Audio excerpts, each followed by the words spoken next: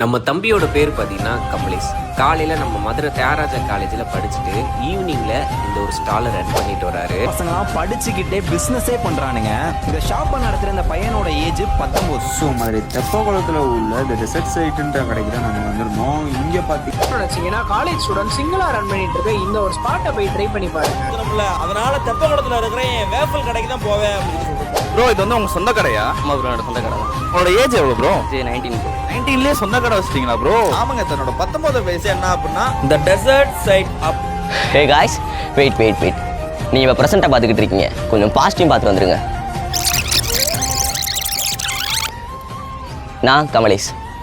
நானும் middle class பசங்க மாதிரி தான் ஸ்கூல் முடிச்சோம்னு நேரத்தில் வேலைக்கு போனேன். அதில் வந்து ஃபஸ்ட்டு ஒரு பால் மேனுஃபேக்சர் பண்ணுற கம்பெனியில் ஒர்க் பண்ணேன். அங்கே ஒரு 3 மாதம் கிட்ட ஒர்க் பண்ணேன். அதுக்கப்புறம் காலேஜ் திறந்துட்டாங்கன்னு சொல்லிட்டு அதை நான் குவிட் பண்ணிவிட்டு ஒரு ஹோல்சேல் கேண்டி ஷாப்பில் ஒர்க் பண்ணேன்.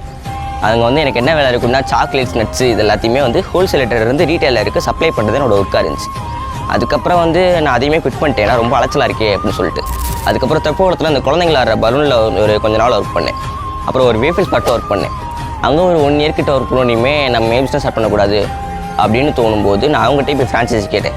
ஆனால் அந்த ஃப்ரான்ச்சைஸி நான் கேட்ட இடத்துலையும் கிடைக்கல. அவங்க கேட்ட ரேட் எல்லாம் கொடுக்க முடியலை. அதுக்கப்புறம் நானாக பில்டு பண்ண ஒரு பிராண்ட் தான் த டெசர்ட் சைட். இனிமேல் என்னோடய ஜேர்னியை ஒரு சீரியஸாக போட போகிறேன். ஸோ பிஸ்னஸ் பண்ணணும்னு நினைக்கிறேன் நிறையா பேருக்கு என்னோடய வீடியோ கண்டிப்பாக யூஸ்ஃபுல்லாக இருக்குன்னு நினைக்கிறேன். Stay tune.